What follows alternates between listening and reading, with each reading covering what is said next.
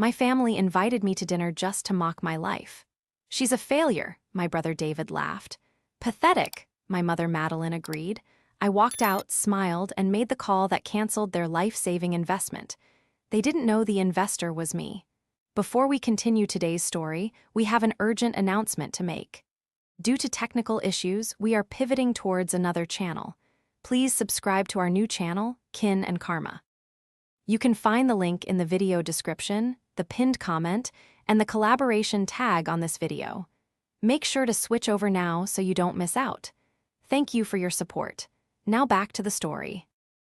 The rain was coming down in sheets, the kind of heavy, relentless downpour that made the windshield wipers work overtime just to keep a patch of visibility clear.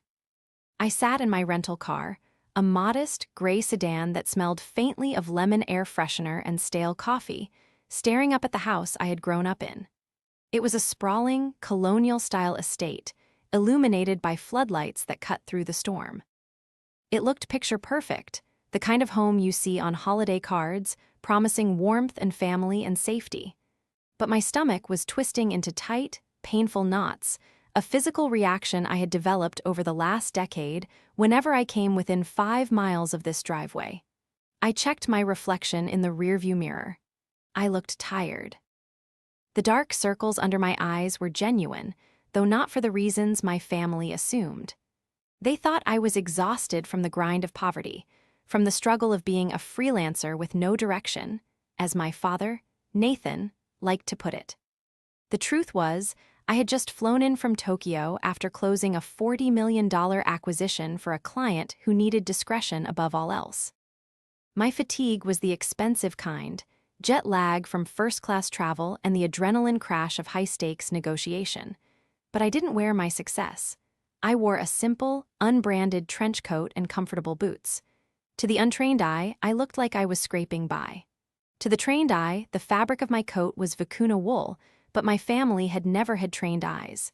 They only saw flash, logos, and volume. I took a deep breath, killed the engine, and stepped out into the rain. I didn't have an umbrella. I pulled my coat tighter around myself and walked up the long, paved path. The windows of the dining room were cracked open slightly, likely to let out the heat of the fireplace, and the sound of voices drifted out into the wet night air. I stopped. My hand was inches from the heavy brass knocker when I heard my name. Is she actually coming? It was David, my older brother. His voice had that familiar, sneering edge, the sound of a man who needed to put others down to feel tall. I mean, really? I thought she couldn't afford the gas money. I froze. The rain plastered my hair to my forehead, but I didn't move. Oh, she'll come, my mother, Madeline, replied. I could hear the clink of crystal against glass. She was probably nursing her 3rd glass of Chardonnay. She needs the free meal, David. You know how Caroline is. She drifts from one little project to another. It's embarrassing, really. It's pathetic, David scoffed.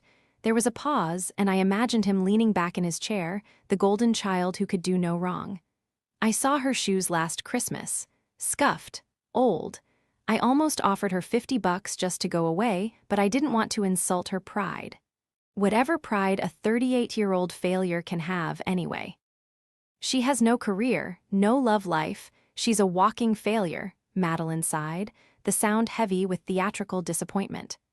I just hope she doesn't ask for a loan tonight. You know Nathan is already stressed about the merger. Don't worry, Nathan's voice grumbled, deep and dismissive. I won't give her a dime. She needs to learn. She'll never be worth anything until she hits rock bottom. She's already there, Dad, David laughed, a cruel, barking sound. She's been at rock bottom for 10 years. She's just too stupid to realize it. I stood there on the porch, the water dripping off my nose, my hand still hovering near the door. Every word was a precise, calculated strike. They weren't just venting, they were entertaining themselves. My pain, my supposed struggle, was their dinner theater. I closed my eyes. For a moment, I felt 12 years old again, listening to them critique my report card, telling me I wasn't as bright as David, wasn't as charming as David. But then, the cold wind hit my face and the feeling shifted. The sadness evaporated, replaced by a cold, hard clarity. It was a sensation I knew well from the boardroom.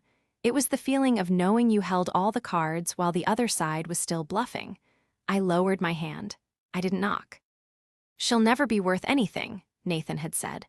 I looked at the warm glow of the window, seeing their silhouettes moving inside, comfortable and arrogant. They had no idea who was standing outside their door. They had no idea that the merger Nathan was stressed about and the investor David was bragging about were all tied to the same source. The betrayal of their cruelty didn't break me this time. It calcified me. I stepped back from the door, moving quietly so the gravel wouldn't crunch too loudly under my boots.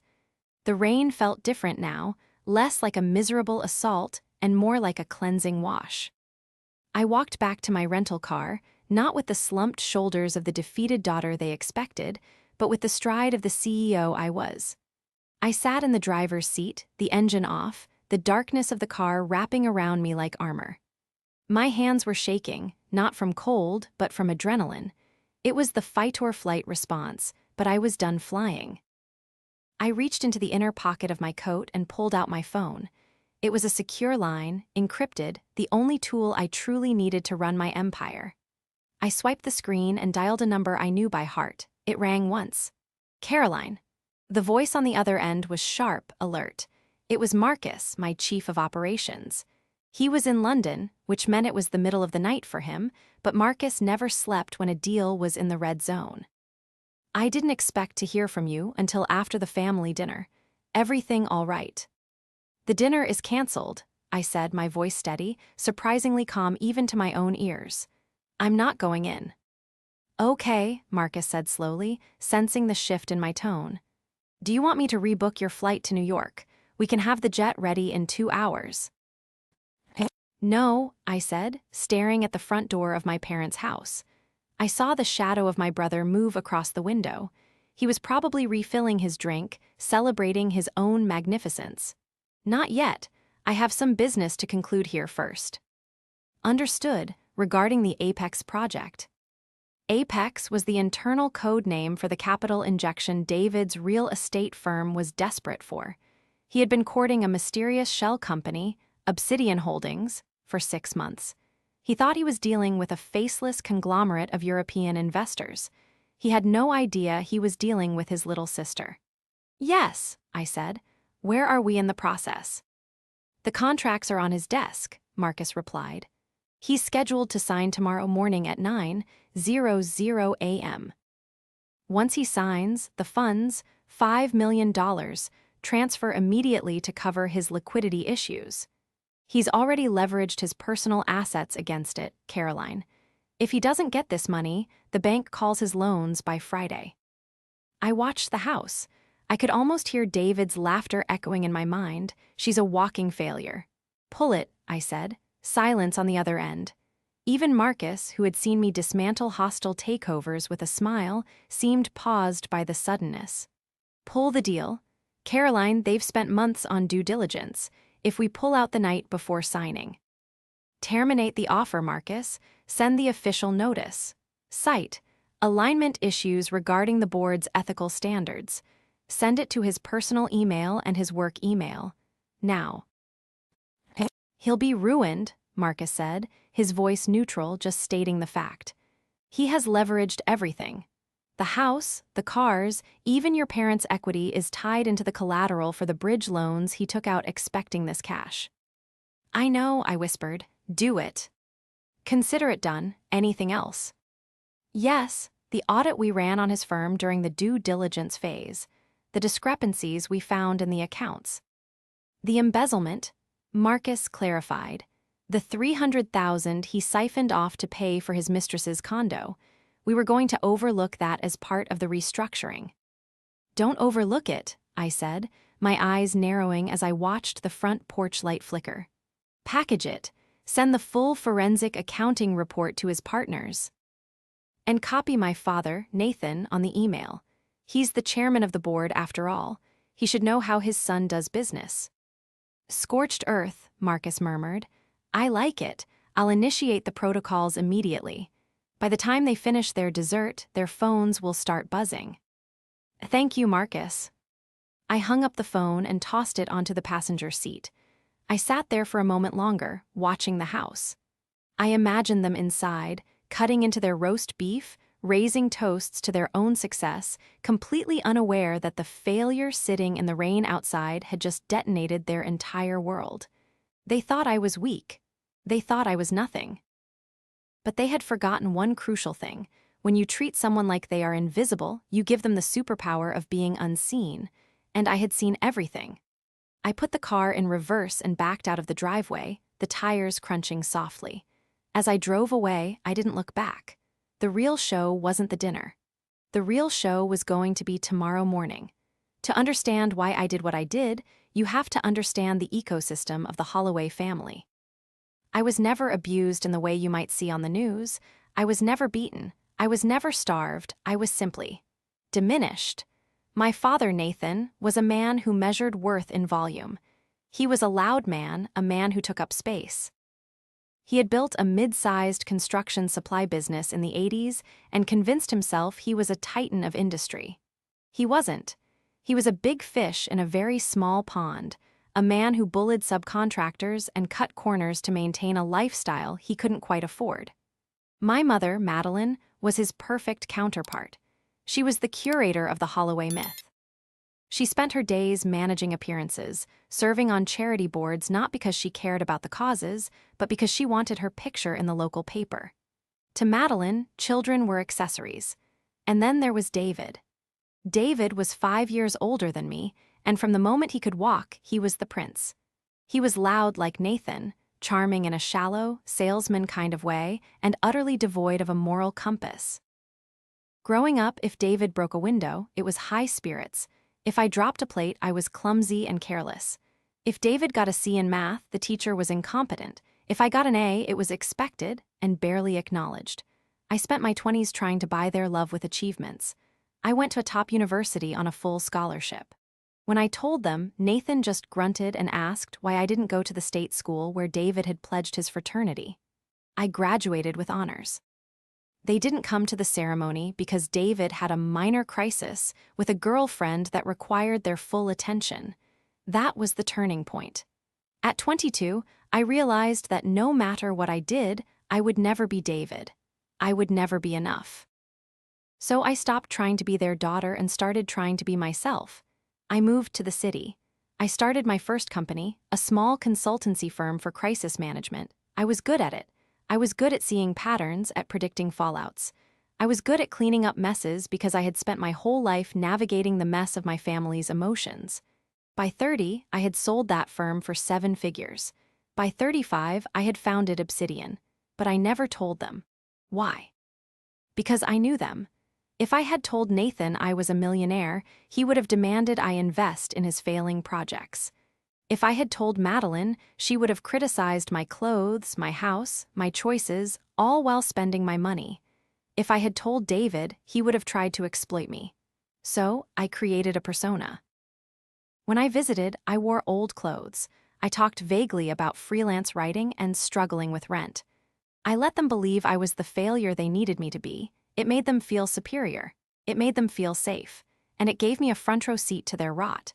David had taken over the family business 5 years ago, or rather, Nathan had handed it to him. Since then, it had been a slow-motion car crash. David had pivoted from supply to high-end development. He wanted to be a real estate mogul. He bought land he couldn't develop. He hired contractors he couldn't pay. He leased a Porsche 911 he couldn't afford and wore a fake Rolex that he claimed was a vintage heirloom. He was drowning. I knew this because Obsidian's analysts had been tracking him. 3 months ago, David had approached a broker looking for a miracle. He needed $5 million to finish a luxury condo complex that was currently just a muddy hole in the ground. Without the cash, the bank would foreclose on the land, and because Nathan had co-signed the loans, the foreclosure would wipe out my parents' retirement fund and their house. They were all standing on the edge of a cliff, holding hands, and David was about to jump, pulling them all down with him. The broker he found was one of mine. I had set the trap carefully. I had authorized the creation of a shell company, Obsidian Holdings, specifically to entertain David's proposal. We had strung him along for weeks, asking for more documents, more audits, forcing him to reveal every dirty secret of the business. We found everything: the falsified invoices, the tax evasion, and the most damning piece of all, the embezzlement. David wasn't just bad at business. He was stealing from the company accounts, draining what little liquidity they had to fund a secret life. The man I had seen through the window, laughing at my poverty, was a criminal. The antagonist of my life wasn't just a mean brother. He was a parasite who was about to destroy my parents, and they were cheering him on while he did it. They thought the investor was their savior. They had spent the last week pre-spending the money. Madeline had been bragging to her friends about David's international partners. Nathan had been looking at vacation homes in Florida. They had no idea that the partner was the daughter they had just mocked for being worthless.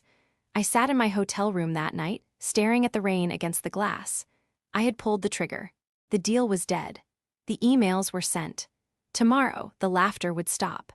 The next morning, the rain had stopped, leaving behind a sky the color of a bruise, a mottled gray and purple that promised nothing but cold. I woke up early in my hotel room, a suite I had booked under a corporate alias, M. Reeves, to avoid any accidental run-ins. The bed was enormous, the sheets crisp and expensive, a stark contrast to the futon I pretended to sleep on when I visited my parents. I ordered coffee, black, and opened my laptop. It was 7:00 a.m. The first email from Marcus was already waiting. Subject: deployment confirmed. I clicked it open. Attached were the timestamps. At 10:15 p.m. last night, while my family was likely just finishing their dessert and moving on to brandy, the termination notice had hit David's inbox. At 10:17 p.m., the forensic accounting report detailing the embezzlement had been sent to the board members of Holloway Construction, which included my father, Nathan, and two silent partners who had been friends with him since the 80s. I took a sip of coffee, the warmth spreading through my chest. The trap was sprung. Now I just had to watch it close. My phone buzzed on the nightstand. It was my mother. I let it ring. Once. Twice. Then I picked up, keeping my voice groggy, as if I had just woken up in a cheap motel. "Hello."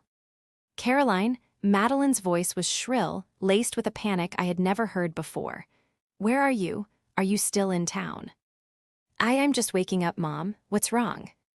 "It's David. It's the business. You need to come over now." "Mom, I have a flight." "Cancel it," she shrieked. "Your father he's having chest pains. David is screaming, it's a madhouse. We need family, just get here." The line went dead. I stared at the phone. We need family. The irony was almost suffocating. Last night, I wasn't family enough to be invited to dinner. Today, when the walls were crumbling, I was summoned like a servant. But this was part of the plan. I needed to be there. I needed to witness the fallout to ensure the damage was total. I dressed slowly, choosing my outfit with deliberate care. I put on the same worn jeans and scuffed boots I had worn the day before, but underneath my coat, I wore a silk blouse from a designer label they wouldn't recognize, but that cost more than David's car payments. It was a subtle armor. I drove to the house. The driveway was crowded. David's Porsche was parked haphazardly on the lawn, leaving deep tire tracks in the wet grass. My father's truck was there, too, the driver's side door left open. I walked up the steps, my heart pounding a steady, calm rhythm. The front door was unlocked. Inside, the house smelled of stale alcohol and fear. "I told you, it's a mistake." David's voice was booming from the study. "It has to be a glitch in their system. They wouldn't pull out the night before signing. We have a verbal agreement." "A verbal agreement means nothing, you idiot." That was Nathan. His voice was raw, a guttural roar I hadn't heard since I was a teenager. "Read the email, David. Ethical concerns regarding leadership integrity." "What did you do?" I walked into the hallway. The study door was open. David was pacing, his face flushed a deep, unhealthy red. He was still wearing his suit trousers from last night, but his shirt was unbuttoned, his tie gone. He looked like a man who hadn't slept. Nathan was sitting behind his massive oak desk, his head in his hands. Madeline was standing by the window, wringing her hands, her face pale. "I didn't do anything." David shouted, slamming his hand on the desk. They're lying. They're trying to leverage a better deal. It's a negotiation tactic. I'll call them. I'll fix this. You can't call them, Nathan growled, looking up. His eyes were bloodshot. They blocked our numbers. The legal department sent a cease and desist with the termination. And what is this? This report. He gestured to a stack of papers on the desk. The forensic audit. That's garbage. David spat. It's fabricated. Someone is trying to sabotage me, probably one of the contractors I fired. I stepped into the doorway. Is everything okay? They all froze. For a second the silence was absolute. Then Madeline rushed towards me. Oh, Caroline, thank God, it's a disaster. The investors, they pulled out. David says it's a mistake, but... Who pulled out? I asked, feigning ignorance. Obsidian Holdings, David snapped, not even looking at me. The firm from Zurich, you wouldn't know them. They're big players. This is way over your head, Caroline. Go make some coffee or something. I didn't move. Obsidian Holdings, that sounds serious. It's $5 million, you stupid girl. Nathan yelled, slamming his fist on the desk. It's the whole company. Without that money, the bank takes the equipment on Monday. They take the house. Why did they pull out? I asked quietly. Because they're snakes. David shouted. They let us on. They saw the potential and got scared, or they found a cheaper deal. It's business. You wouldn't understand business if it hit you in the face. Actually, I said, my voice hardening just a fraction. I might understand more than you think. David turned to me, his eyes narrowing. What is that supposed to mean? Don't start with your, I read a blog post about finance garbage. We don't have time for your little fantasies. I mean, I said, stepping fully into the room, that Obsidian Holdings doesn't make mistakes, and they don't pull out unless they find something. Rot. Get out, David hissed. Get out of my sight. No, I said, I'm staying, because I think there's something you're not telling Dad. What? Nathan looked between us. What does she know? I looked at the stack of papers on the desk. The report, Dad, the one you were just asking about, have you read page 7? The section on unverified withdrawals. David's face went from red to white in an instant. Shut up, Caroline. You don't know what you're talking about. I think I do, I said. $300,000 withdrawn over 18 months, labeled as consulting fees to a shell company registered to an address in the Cayman Islands. An address that happens to match the one on your mistress' Instagram posts from last summer. The room went deadly silent. What did you say? Nathan whispered. He stood up slowly, using the desk for support. David stared at me, his mouth opening and closing like a fish out of water. How? How do you know that? It's in the public record if you know where to look, I lied smoothly. Or rather, it's in the audit Obsidian sent you. You just didn't read the footnotes. Mistress, Madeline gasped. David, you're married. Rebecca is pregnant. She's lying, David screamed, pointing a shaking finger at me. She's jealous. She's always been jealous of me. She's making this up to kick me when I'm down. I walked over to the desk and picked up the report. I flipped to page 7. Here. Recipient, Azure Consulting Limited. Signatory, David J. Holloway. And here, the transfer dates match the dates you were supposedly at those conferences in Miami. I tossed the paper down in front of Nathan. My father looked at the paper, then at his son. You stole from the company, from my company. I didn't steal it, David pleaded, his voice cracking. I borrowed it. I was going to pay it back once the condo pre-sales hit. It was a liquidity bridge. Everyone does it. A liquidity bridge to a Cayman account. I asked dryly, for a woman who isn't your wife. You shut your mouth. David lunged at me, his hand raised. I didn't flinch. I didn't step back. I just looked him in the eye, and for the first time in my life, I saw fear there. He stopped, his hand hovering in the air. Touch me, I said softly, and you'll lose a lot more than your business. He lowered his hand, breathing hard. Who are you? He whispered. You're not Caroline. I'm exactly who you made me, I said. But that's not the point, is it? The point is, Obsidian knows. That's why they pulled the deal. They don't partner with embezzlers. I can fix it. David turned back to Nathan. Dad, listen, we can explain it. We can say it was an accounting error. We can reclassify the funds if we just get them back on the phone. They won't take your call, I said. How do you know? Nathan asked, his voice trembling. He looked old suddenly, deflated. Because, I said, taking a step back towards the door. I know how firms like that operate. They value integrity. And you, David, you have none. We're ruined, Madeline sobbed, sinking into a chair. The house, my friends, everything. Not necessarily, I said. They all looked at me. There might be a way, I said slowly. A way to salvage the company, but not with David in charge. What are you talking about? Nathan asked. I have contacts, I said, people in finance. I might be able to get a meeting, a reconsideration, but only if the ethical concerns are removed. You, David scoffed, though the laugh was weak. You have contacts. Who? The manager at the coffee shop. I can make a call, I said, ignoring him. But the condition will be simple. David steps down, immediately, and he pays back every cent he stole. I can't, David cried. I don't have it, it's gone. Then you sell your house, I said. You sell the Porsche, you liquidate your assets, or you go to jail. Because if Obsidian reports this to the SEC, it's federal fraud, David. She's right, Nathan said. His voice was cold. She's right. Dad, David looked betrayed. You're listening to her, the failure. She's the only one offering a lifeline. Nathan yelled. And you thief, you stole from me. I'll make the call, I said, pulling out my phone. But I need a decision, now. The room was heavy with a silence so thick it felt like physical pressure. Nathan stared at his son, seeing him clearly for the first time in decades. The golden boy was tarnished, covered in the grime of his own greed. Do it, Nathan said, his voice a rasp. Call them. Dad, no, David protested, grabbing his arm. You can't let her take over. She's a nobody. She's bluffing. I'm not taking over, I said calmly.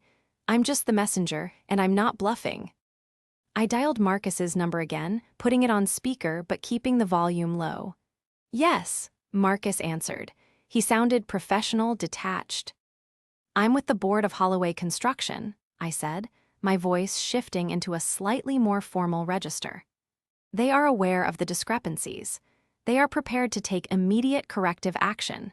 If the CEO is removed effective immediately and full restitution is made, would Obsidian reconsider the partnership? There was a pause. Marcus, playing his part perfectly, let the silence stretch. That would depend, Marcus said. The breach of trust was significant. Who would be the interim leadership? I looked at Nathan. He looked lost. Nathan Holloway will resume full control, I said, with oversight from an external auditor appointed by your firm. And the funds? Marcus asked. The misappropriated $300,000 will be returned within 48 hours, I said, looking at David. Liquidated from personal assets. David looked like he was going to vomit. Very well, Marcus said.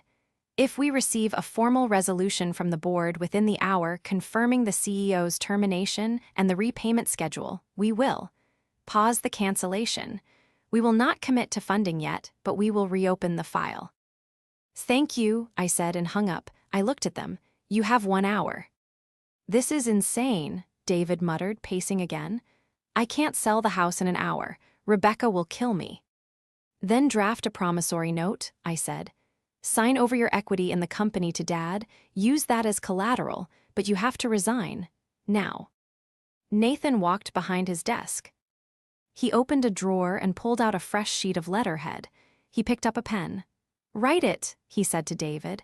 I, David Holloway, hereby resign as CEO. Dad, please, David begged. Tears were streaming down his face now. Don't do this. She's manipulating you. Look at her. She's enjoying this. I am not enjoying this, I said, and for a moment it was true. It was tragic. I am saving your parents from being homeless because of your greed. Write it, Nathan roared. David took the pen. His hand was shaking so badly he could barely hold it. He scribbled the words, his signature a jagged scrawl. "And the confession," I added, "regarding the funds, so we have it for the auditors." David froze. "No, if I write that down, you can use it to send me to prison." "If you don't write it down," I said, "the deal is dead, the bank forecloses on Monday, and the auditors will find it anyway. This is your only chance to keep it. Internal." It was a lie, of course. Obsidian wasn't going to reinvest, but I needed the confession. I needed it in writing to ensure he could never, ever come back. David wrote it. I admit to the unauthorized withdrawal of $300,000. When he finished, he threw the pen across the room. "There, are you happy? You won, the failure won." "I haven't won anything," I said, picking up the paper. "I just stopped you from losing everything for everyone else." "Get out," David said. "Take your little victory and get out." "I'm not leaving yet," I said. "We still have to send this to the partners. And then, we have to tell Rebecca." David's face went white. "No, you can't tell her." "She's your wife, David," Madeline said, speaking for the first time. Her voice was weak. "She has a right to know why you're selling the house."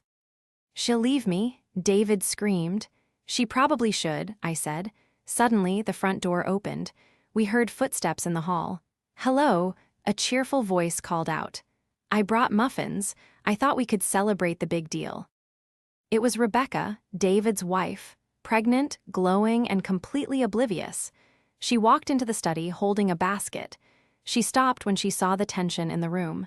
She saw David's tear-streaked face, Nathan's slumped posture, and me standing there with a piece of paper. "What's going on?" she asked, her smile faltering. Did something happen with the investor?" David looked at me, his eyes pleading. "Don't do it. Please." I looked at Rebecca. She was a good woman.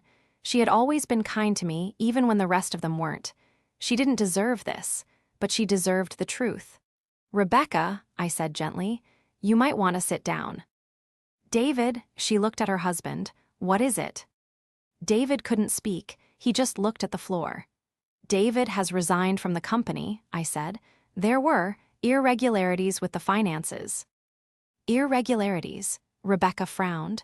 "What kind of irregularities?" "He stole money, Rebecca," Nathan said, his voice flat. "He stole $300,000. Rebecca dropped the basket. Muffins rolled across the floor. That's impossible, David." "And," I continued, "he spent it on a woman named Alina, in Miami." The silence that followed was the loudest sound I had ever heard. The basket lay on its side, blueberry muffins scattered across the polished hardwood like debris from a crash. Rebecca stared at me, her eyes wide, unblinking. It was the look of a person whose reality had just shattered into 1,000 jagged pieces, and her brain was refusing to process the image. "Alina," she whispered, the name sounding foreign and poisonous on her tongue. "Who is Alina?" David finally found his voice, though it was strangled and thin. Beck, please, let me explain. It's not what it sounds like. It was a mistake, a long time ago." "A mistake?" I interjected, my voice cool and sharp. I wasn't going to let him spin this. Not now. "The last transfer was 3 weeks ago, David. Consulting fees for a trip you claimed was a site visit in Key West." Rebecca turned to him slowly, her movements stiff, robotic. "Key West? You said you were meeting with the concrete suppliers." "I was," David pleaded, taking a step toward her. "I was working. The money was it was complicated. I was trying to leverage some private equity, and I needed to show liquidity." "Stop lying," Nathan barked from behind the desk. He looked aged, defeated, but his anger at being made a fool was finally overtaking his pride. "The audit shows the money went to a condo rental and a jewelry store, David. A diamond bracelet. Did Rebecca get a diamond bracelet 3 weeks ago?" Rebecca's hand went instinctively to her bare wrist. She looked down at it, then back at David. The realization was dawning on her face, the late nights, the stress that kept him at the office, the sudden defensiveness about his phone. "You spent $300,000, she said, her voice trembling, on her. while we were talking about cutting back for the baby, while you told me we couldn't afford the nursery furniture I wanted. I was going to put it back. David yelled, tears streaming down his face now, a grotesque mix of panic and self-pity.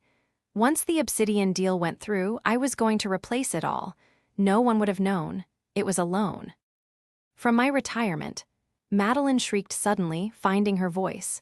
She stood up, her face blotchy and red. You stole from us, from your father and me. We trusted you with everything. I did it for the family. David roared back, cornered and desperate. To keep up appearances. You always wanted me to be the big shot, Mom. You pushed me to take the CEO role. You wanted the country club membership and the new cars. I did it to keep your lifestyle afloat. Don't you dare blame me for your whoring. Madeline screamed, rushing at him. She slapped him across the face, a sharp crack that echoed in the silent room. David stumbled back, holding his cheek. He looked at me with pure venom. This is your fault, he hissed. You did this. You came here to destroy us because you're jealous. You're a miserable, lonely failure, and you wanted to drag us down with you. I stood my ground, watching the chaos unfold. This was the family that had called me worthless. This was the brother who had mocked my shoes. They were tearing each other apart over money and lies, revealing the rot at their core. I didn't do this, David, I said calmly. You did. I just turned on the lights. Get out, he screamed. Get out of my house. It's not your house anymore, I reminded him. You just signed it over to Dad as collateral, remember. He froze. The reality of the document he had signed in panic hit him. And as for the Obsidian deal, I continued, deciding it was time for the final blow. I walked over to the desk and picked up my phone. You can stop waiting for that call. What? Nathan asked, looking up. You said you could fix it. I said I could make a call, I corrected. I didn't say I would ask them to invest. I am the investor, Dad. The room went silent again. Even Rebecca stopped crying to look at me. What? David whispered. Obsidian Holdings isn't a Swiss conglomerate, I said. It's my firm. I founded it 6 years ago. I am the CEO. I am the one who approved the due diligence. I am the one who hired the forensic accountants. And I am the one who decided not to give you a single cent. You're lying, David stammered. You're a freelancer, you're broke. I have a net worth of over $40 million, I said, my voice steady and devoid of arrogance, just stating facts. I own 3 companies. I sit on the board of 2 charities that Mom only dreams of getting invited to. And the reason I never told you is because I knew exactly what you would do. I looked at Madeline. You would have treated me like a bank. I looked at Nathan. You would have tried to control it. I looked at David, and you would have tried to steal it. So, I finished. I became the failure you needed me to be, until you became a threat to the only people I actually care about protecting your victims. I turned to Rebecca. I'm sorry you had to find out this way, but the forensic report is in your email. My team sent it to you 5 minutes ago. You'll need it for the divorce lawyer. I've also taken the liberty of paying the retainer for one of the best firms in the city. They're expecting your call. Rebecca looked at me, stunned, tears still wet on her cheeks. You did that for me. You were the only one who ever asked me how my day was, I said softly. You deserve better. David lunged. It was a desperate, animalistic move. He came at me with his fists raised, screaming something unintelligible, but Nathan was faster. The old man, energized by fury and betrayal, stepped in front of me and shoved his son back. Hard, David stumbled over the muffin basket and fell onto the floor. Don't you touch her, Nathan growled, standing over him. She's twice the man you are. David lay there, panting, looking up at his father, his mother, his wife, and me. He was alone, truly, completely alone. The next few hours were a blur of logistics and tears, but for once I wasn't the one crying. Rebecca left first. She packed a bag, took the keys to her own car, the one David hadn't leased, and drove to her sister's house. She hugged me before she left, holding on tight. Thank you, she whispered. It hurts, but thank you for saving me from a lie. David was escorted out by Nathan. My father, in a moment of grim efficiency, had called the company's security team to retrieve the company car and laptop. David left on foot, walking down the driveway in his expensive suit, shouting obscenities that the wind carried away. I stayed behind with my parents for a little while. We sat in the living room, the silence heavy but different now. It wasn't the silence of judgment, it was the silence of shame. "Caroline," Madeline started, her voice trembling. She looked small, stripped of her pretenses. We didn't know about your success. Why didn't you tell us?" "Would it have mattered?" I asked, looking at her. "Would you have loved me more, or would you just have loved what I could give you?" She looked down at her hands. She didn't answer. That was answer enough. "I'm leaving now," I said, standing up. "I have a flight back to Tokyo in 3 hours." "Wait," Nathan said. He stood up, looking uncomfortable. "About the company, with David gone, we're in trouble. The debt." "I know," I said. "The $5 million hole is still there." Is there any chance?" he asked, hope flickering in his eyes. "Since it's your money, could we work something out, a loan? I could give you equity." I looked at him. Even now, after everything, the instinct was to ask, to take. "No," I said firmly. "Obsidian doesn't invest in failing businesses with bad leadership. And frankly, Dad, you let this happen. You watched him spend money he didn't have and cheered him on." He flinched, but, I added, "I have purchased the debt from the bank." "What?" "I bought the loans this morning," I said. "I am now your primary creditor. You won't be foreclosed on next week. You have 6 months. Sell the heavy equipment, downsize the operations. Sell this house if you have to, pay me back. If you do that, you can retire with some dignity. If you don't, I will foreclose. And I won't hesitate." Nathan stared at me. It wasn't charity, it was business. And for the first time, he respected me. "Understood," he said, nodding slowly. "Thank you, Caroline." I walked to the door. "Caroline," Madeline called out. Will we see you for Christmas?" I stopped, my hand on the doorknob. I thought about the years of snide comments, the lonely holidays, the feeling of being an outsider in my own home. "I don't think so," I said without turning around. "I think I'll be busy. I have a company to run."